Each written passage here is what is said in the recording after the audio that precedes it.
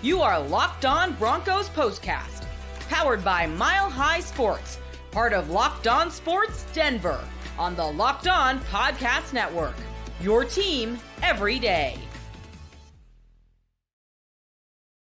Well, hello and howdy, Broncos country. Welcome on into your Locked On Broncos postcast. Not the Sunday that all of Broncos country envisioned out there. I knew it was going to be a tough game against the Baltimore regardless, but 41-10, that is the Baltimore Ravens, in my opinion, showcasing just why they are. I don't want to say in a league of their own, but there's the Denver Broncos in a tier, and then there's the Baltimore Ravens in a tier when it comes to playoff contenders and title hopefuls. Like, I would not put the Broncos in the title's hopeful spot. I put them in the playoff hopeful spot. And the Broncos still may very well end up making the playoffs by byproduct of the AFC just kind of being in shambles. Not to get into that right now. But I think that there's a lot to take away from this game about how the Broncos are a good team, trending in the right direction. But you saw when they punch up a weight class just how difficult it is for them to generate any sort of success against these higher level teams. And they'll get a test next week as well. But again, your final score today, 41-10. I'm your host, Aniello Piro. You guys can follow me on social media at Media by AP.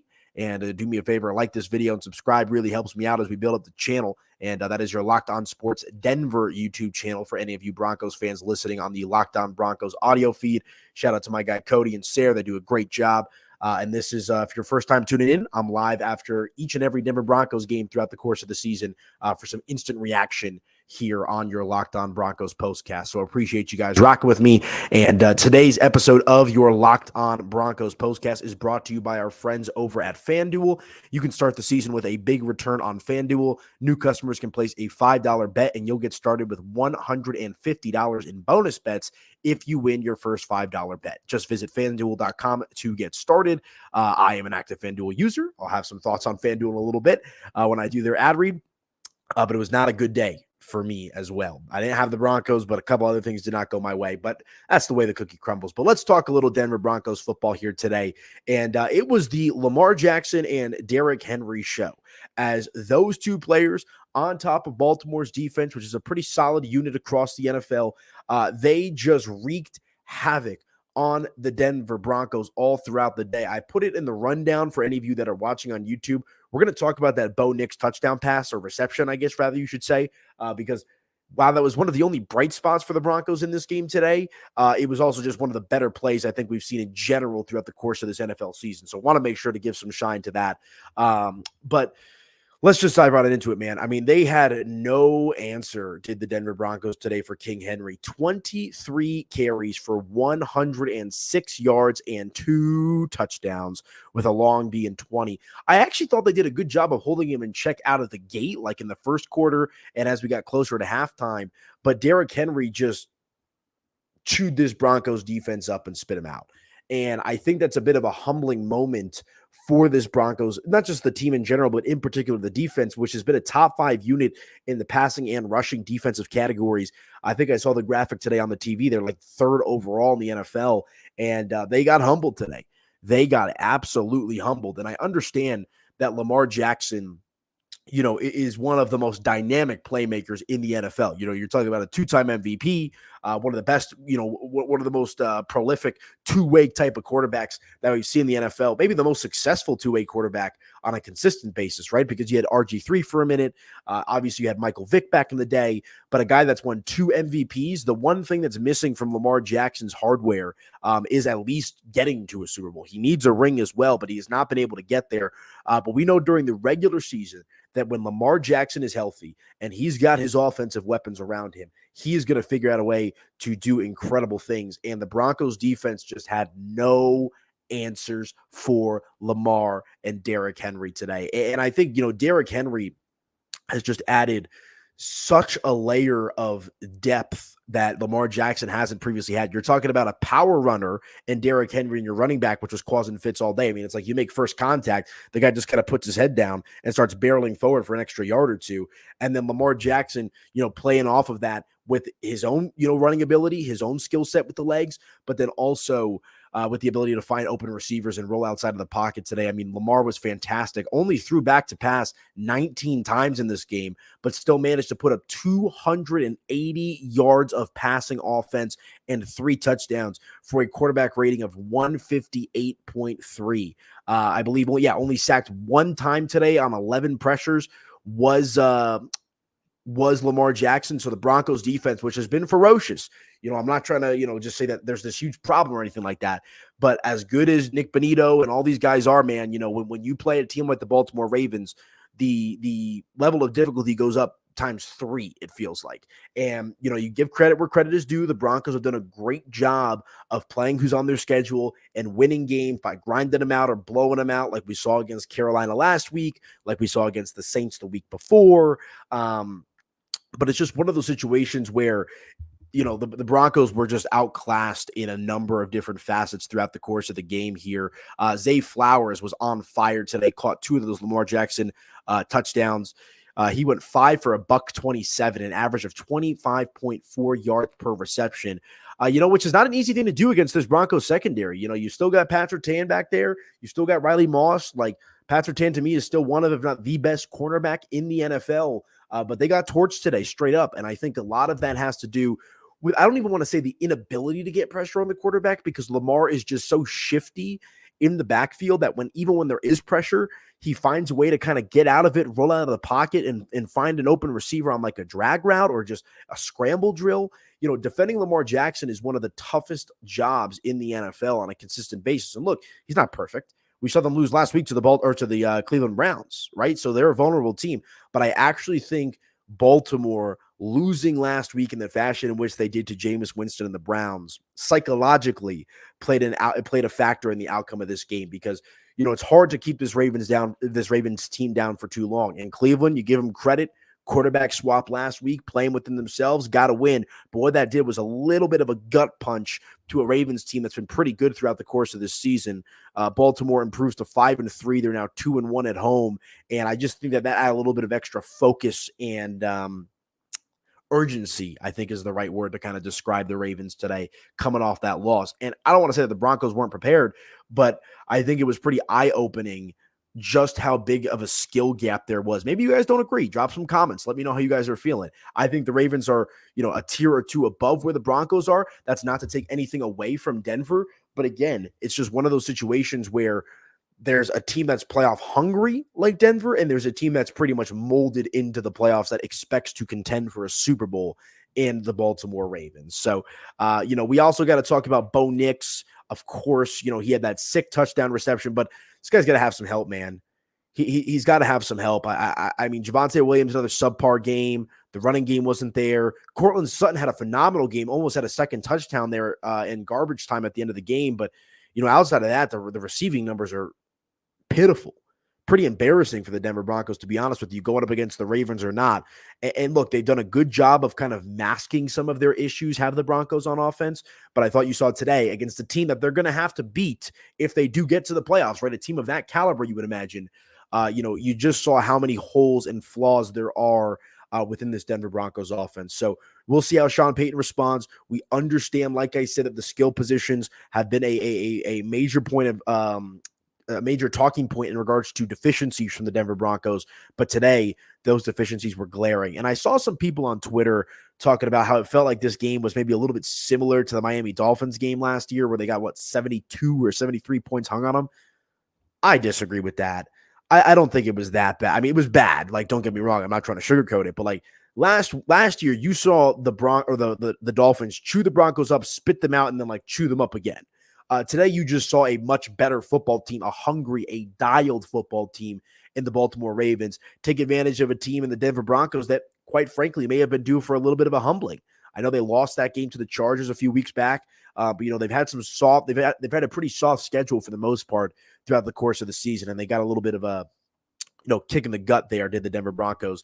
So it's all about how you respond. The schedule is going to thicken up here a little bit for Denver, and we'll just have to see how they come out of this game. What lessons do they learn? Because I do think like I said, this was a humbling experience for the Denver Broncos, but one that I think they're going to be able to look back on and have a lot of film, a lot of tape to go over, a lot of internalization to kind of, process and whatnot as they try to get the season back on track. Not that it's off the rails, but now you're only a game above 500 at 5-4. And, you want to try to stay in that mix as much as you can and not have to rely on these other teams here down the stretch. So we'll see how they do that. But King Henry show, Lamar Jackson show.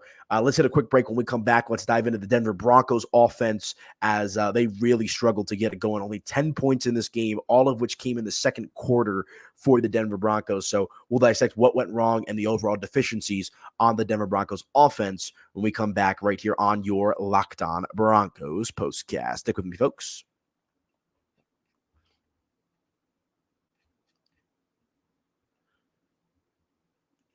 All right, you guys, real quick, let me tell you about our friends over at Robinhood. With Robinhood Gold, you don't need a silver spoon to eat up all the financial favors of the 1%. Robinhood Gold allows others to get the rates and perks usually reserved for the high society.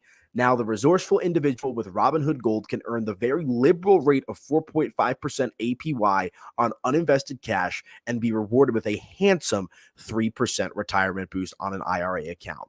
Robinhood Gold provides the privileges of high net worth individuals for any net worth. These generous benefits are now available for only $5 a month. The new gold standard is here with Robinhood Gold. Sign up at robinhood.com/gold. Terms they do apply. For product-specific disclosures, visit robinhood.com/gold. Investing involves risk. Rates may change. Gold membership is offered by Robinhood Gold LLC. Be sure to check out our friends over at Robinhood, guys. Robinhood Gold, get in on the action and let them know that Locked On Broncos sent you. All right, and let me also tell you about our friends over at Prize Picks. Guys, what is Prize Picks? I know you've seen the commercials. Well, allow me to tell you, Prize Picks is the best place to get real money sports action. With over 10 million members and billions of dollars in awarded winnings, Prize Picks has made daily fantasy sports accessible to all. You just pick more or less on at least two players for a shot to win up to 100 times your cash.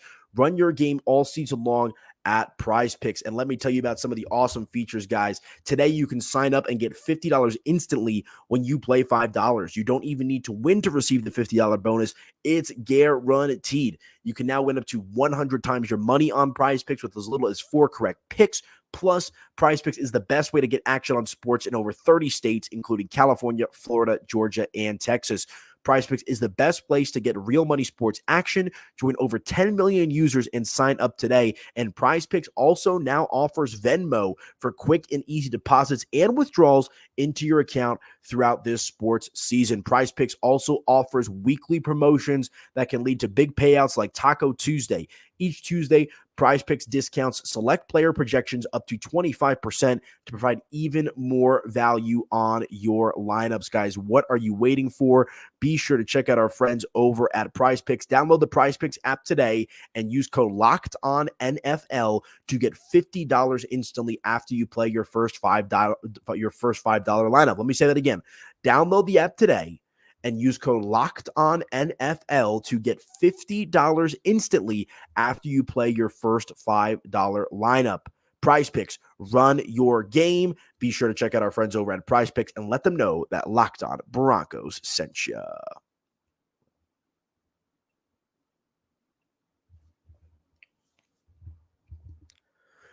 All right, welcome on back into your Locked On Broncos postcast. I am your host, Aniello Piro. Hope you guys are hanging in there, Broncos country. Really appreciate you guys hanging with me on this Sunday afternoon. It's a rare early game for the Broncos. These don't happen too much, I feel like, throughout the course of the season. So you get to hopefully sit back and enjoy the rest of the Sunday slate. I've got Lions and Packers on in front of me. That's probably the marquee game of the day. Try to wash away what you just watched with the Denver Broncos and try to watch some decent football here. But you guys can follow me on social media at Media by AP and make sure to subscribe to your Locked On Sports Denver YouTube channel. That way you guys never, ever miss an episode of your Locked On Broncos, Buffs, Rockies, and what am I missing? Nuggets postcast, all hosted by yours truly. So really appreciate you guys. Make sure to like and subscribe to the Locked On Sports Denver YouTube channel. Okay, but let's get right on back into it. If you missed the first segment, if you're watching live, we talked about the Denver Broncos defense and really just the effectiveness today of Lamar Jackson and Derrick Henry, and how that and Zay Flowers for that matter, as they slowed down the Broncos just completely. They just dismantled their defense today. Zay Flowers, 5 receptions for 127 yards, 2 touchdowns. Derrick Henry, 106 yards on 23 carries, 2 touchdowns. Lamar Jackson didn't throw back to pass much, but he was 16 for 19, 280 passing yards and 3 touchdowns, only sacked once. Unfortunately, it was the polar opposite for the Denver Broncos and their offense here today. Bo Nix, rough out there today. 19 of 33, 223 passing yards, no touchdowns, and an interception. He did have a touchdown reception, which I'll get to in just a moment, but a quarterback rating of 65.6. And the rushing attack today, just not anything that really moves the needle for you. Javonte Williams, 12 carries for 42 yards. That's the highlight of it. Bo Nix was the Broncos' second leading rusher with 6 carries for 36 yards. And then everybody else was pretty bad out there today. Audric Estime had 5 for 35, so I guess that's not awful, but, one of those was a 21-yard run for Estime. Jaleel McLaughlin, 5 for 10. Michael Burton had 2 carries for -1 yards. And that's just not going to do you any favors, man. If you're a regular listener, I feel like I don't talk about this as much when the Broncos win, because that's a cause for celebration and positivity and not as much nitpicking. But when they lose, as I said in the open, as I said in the first segment, you see it's like Swiss cheese, right? You see the holes kind of opening up. And when you have a rookie quarterback in Bo Nix, who won, I think it was Offensive Rookie of the Month in October, because I don't think they do a quarterback specific award. But a guy who was, on point throughout the month of October. Sean Payton has an incredible record as a head coach throughout the month of October. The one thing that you can consistently do outside of the lack of, especially due to the lack of weapons that the Denver Broncos have at the wide receiver position, is give Bo Nix a solid foundation with your running game. And when you're able to when you have the run game going and you're able to at least, get, 2nd and 5, 2nd and short with those solid first down runs and kind of keep defenses guessing a little bit and respecting the run, it's going to go a long way in opening up the passing game for Bo Nix in the offense. And I understand that Denver was down early in this game, so that probably really kind of shifted their overall thought process, right? It's harder to lean on the run when you're down multiple scores, right? Because you've got to try to keep this thing close via the passing game. We also all know that Sean Payton is a passing type of guy. That's his dynamic. But the Broncos run game just did Bo Nix no favors today. And really, outside of Courtland Sutton, the receiving game didn't do much for Bo Nix either. I mean, Sutton was great today. 7 receptions for 122 yards, an average of 17.4 yards per reception. Like I said, he almost had a second. Well, that would have been his first receiving of the game, but he had that sick touchdown pass to Bo Nix on the reverse. I want to dive into that here in just a moment. But let's get the bad out of the way. I mean, Javonte Williams was the Broncos' second leading receiver today. 2 receptions for 42 yards. I mean, after that, it was pretty much crickets. Troy Franklin, 1 for 19. Lil Jordan Humphrey, 2 for 11. Devon Vele, 2 for 11. Jaleel McLaughlin, 3 for 10. I mean, there was just only 225 yards of receiving offense today for the Denver Broncos, as they just got crushed both in the run department and in the pass department. And look, does Bo Nix shoulder some of the load out there? Did he miss some throws? Did he have some happy feet? Absolutely. I'm not trying to take any of that, lightly or for granted or whatever the word that you want to use is. Bo Nix did not have a great game, but I don't think that he was set up to have a great game with just as, ferocious as this Baltimore Ravens defense is and has been throughout the course of the season. And just the overall lack of weapons that Denver has. The trade deadline's rapidly approaching. We'll see if Denver ends up trying to make a move for a receiver, right? They could have had DeAndre Hopkins for essentially nothing. Not saying that would have been the right move. They'll see him next week when they take on the Kansas City Chiefs. But, they've got to just do something, because what they have internally at the wide, the one thing, and I'm not trying to, rub salt in a sore wound here. You miss Tim Patrick. You really miss Tim Patrick in games like these. And would Tim Patrick have made the difference in this game? No. They probably still lose this game. Maybe not as bad, but Tim Patrick was your security blanket. Oh, reliable. And entering this season, in training camp, it was Courtland Sutton and Tim Patrick were like the 2 guys on the wide receiving depth chart that you knew, all right, like they've got some experience. They've had some success, right? Tim Patrick, big body receiver, and they ended up cutting him. And he goes to Detroit and is having himself a decent season out there. We know no Josh Reynolds out there after the scary shooting situation with him.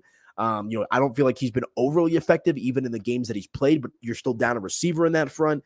And just whichever way you slice it, man, just tough sledding for the Denver Broncos offense today as they really struggled to get anything going. I mean, they were shut out in the first quarter, all 10 points, the touchdown, the field goal coming in the second quarter, and then it was essentially crickets from there. No points in the third, not even essentially crickets. It was crickets. No points in the third and the fourth quarter, and that's how you get your 41-10 final score.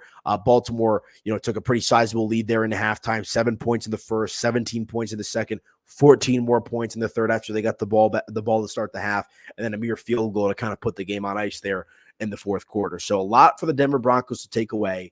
We'll see how they adjust, going up against the defending champions and division rival Kansas City Chiefs next week, which we all know is not going to be easy, regardless if the Chiefs aren't the explosive offense as they once were. They still know how to win games better than anybody in the NFL. Just ask Lamar Jackson, right? I'm still having nightmares about that AFC Championship game last year, but just a tough game for the Denver Broncos. So, all right, let me hit my final break. We'll come back. A couple of closing thoughts. Take a look at that upcoming schedule because the Broncos are having themselves a couple of interesting games in the next few weeks, and we'll put a bow on the show right here on your Locked On Broncos postcast. Stick with me, folks.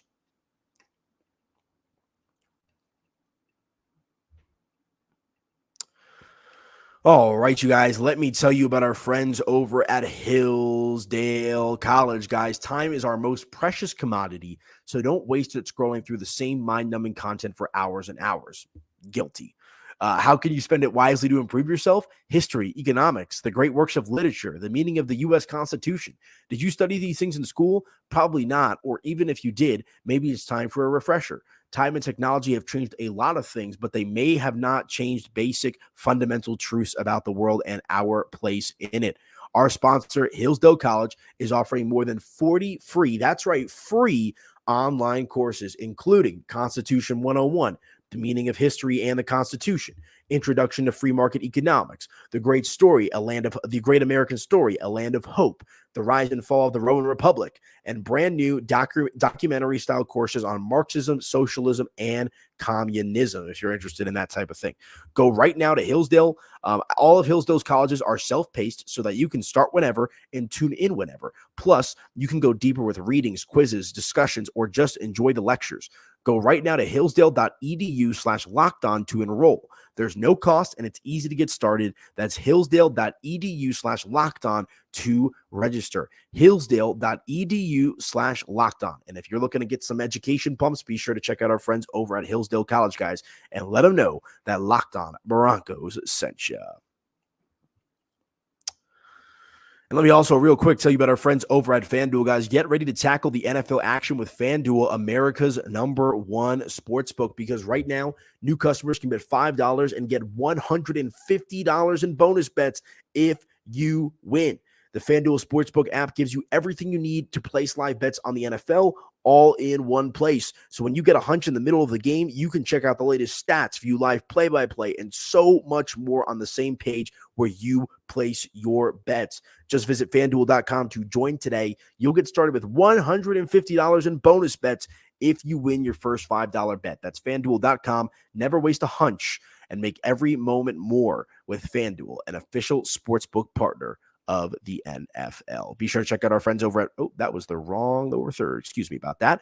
Love LinkedIn as well, but that was the FanDuel read. So make sure to check out our friends over at FanDuel.com, guys. Let them know that Locked On Broncos sent you, and it'll be a good time, as always, with our friends over at FanDuel. I was playing, I had some bets today myself. Got something on the Eagles and the Jaguars here, so I'm keeping a close eye on that one. I'm also a fan of the FanDuel Face-Off, which is like these mini games. If you haven't checked that out, check that out as well. But FanDuel.com, Locked On Broncos sent you, and get after it with our friends over at FanDuel. Okay, welcome on back into your Locked On Broncos postcast. Few more minutes here on the show. Really appreciate you guys rocking with me. You can follow me on social media at Media by AP, and also do me a favor, like this video and subscribe to your Locked On Sports Denver YouTube channel. That way you guys never miss an episode of your Locked On Broncos postcast. Right around that midway point of the season, but plenty of Broncos football left, and hopefully a couple of playoff episodes as well, as the Broncos, despite the loss today, I think are still in good shape for the playoffs this year. But let me just talk about this Bo Nix touchdown reception today. I was confused. I'm not even going to lie. Like, I saw the Broncos were in the red zone, and I looked up right as the ball was snapped, and I saw the receiver come down with the ball. I'm like, who is that? Is that Troutman? Is that Greg Dulcich? Like, I was like, who is that? And it turns out it was Bo Nix on just an incredible snatch and grab, and then fights his way for the extra half yard to get into the end zone for a touchdown reception, his first of his NFL career. I don't think Bo Nix is going to have many touchdown receptions over the course of his NFL career. But it was a funky play, but that's the Sean Payton, dynamic is kind of hit them where they ain't, right? Kind of get a little exotic with the play calling at times. And it's one of those plays that if it doesn't work out, you're probably sitting here like, what the heck was Sean Payton doing? Like, what was that play? But it did work out today for Sean Payton, the Denver Broncos. So I want to just make sure, because that was really the lone bright spot for the Broncos today, I would say, outside of Cortland Sutton's great receiving game, but he's also the one that threw the pass. So I guess we can kind of lump that all into one. But just a sweet, sweet play there from Bo Nix. But kind of in conclusion, guys, I think this is not a season debilitating loss. The Broncos are going to be fine. Like I said, a couple of times now throughout the program, this is a gut check type of game for the Broncos where you kind of got knocked off the high horse that you were on. We'll see, how they respond here now, and they're going to have to figure it out quickly with the Chiefs next week. That's going to be a very, very interesting matchup because now, the Broncos did a good job of taking advantage of kind of the softer part of their schedule, regardless if we thought it was going to be soft or not, right? They started at 0-2, losses to the Seahawks and the Steelers. The Buccaneers at the time were playing good football with Godwin and Mike Evans. They get the win there. We all thought the Jets were going to be better. They get the win there, 10-9. They take advantage of a beat-up Raiders. Well, I don't even want to say beat up, just a bad Raiders team. 34-18, a thorough victory there. They lose a tough one to the Chargers, who I'm not really sure who the Chargers are. That's going to hurt because it's a divisional game, but they lose that one and then follow it up with consecutive wins. Thursday night against the Saints, 33-10, and then last Sunday against the Carolina Panthers, 28-14. Now, if you include the game today, 3 games against teams that are all likely going to make the playoffs. At Baltimore, as we talked about throughout the whole show, 41-10. Next week, another early start time at 11 o'clock local time here in Colorado against the Kansas City Chiefs, who I believe are they playing on Monday Night Football? I know they haven't played yet, but we'll see what they can do tonight, the Kansas City Chiefs. And then an interesting game against the Atlanta Falcons, who just got a big victory over the Dallas Cowboys, and I believe they are also 6-3. So now these are 3 consecutive games now where you're going up against, teams that are, like I said, 2 of the 3, Baltimore and the Chiefs, they're in the playoffs, right? And Atlanta, I think, is going to win that NFC South with how things are going right now. So can the Broncos figure out a way to win both of these games? Because that would have been my argument before this game against Baltimore is Baltimore, Kansas City, and Atlanta. Win 2 of 3, and you feel pretty good about yourself. So obviously you lose today against Baltimore.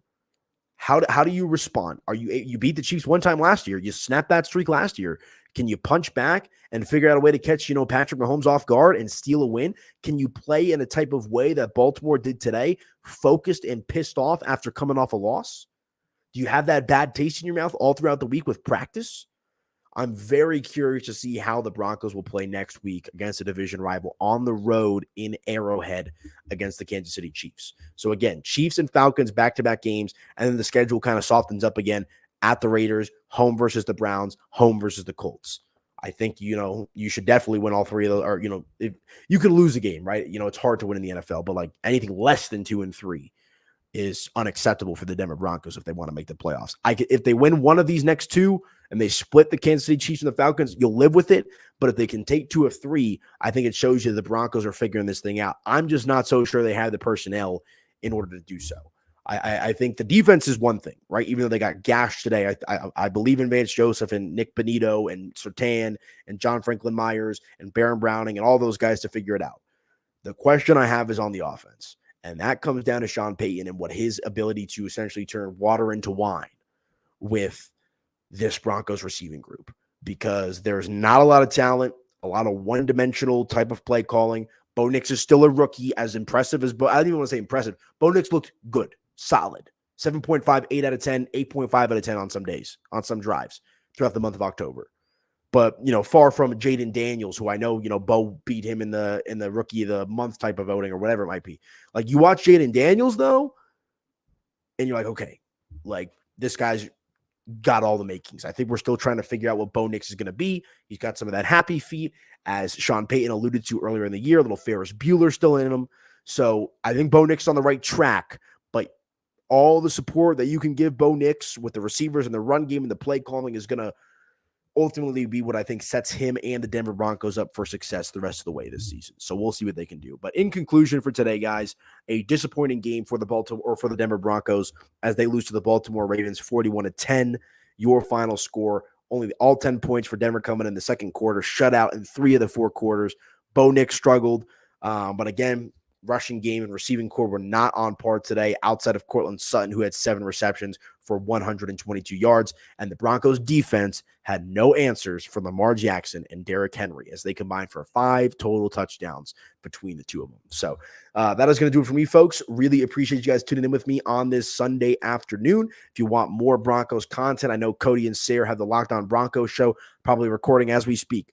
That'll be out either, I would imagine, tonight or tomorrow morning. So be sure to keep an eye out on that. And again, you guys can follow me on social media at Media by AP. And do me that favor, guys. Drop a like on this video and subscribe to your Locked On Sports Denver YouTube channel. That way you guys never miss an episode of your Locked On Broncos postcast. Disappointing game, a lot to learn from. We'll see how the Broncos respond. Hopefully a victory show next week as the Denver Broncos now turn the page to take on the Kansas City Chiefs. Enjoy your Sunday, folks.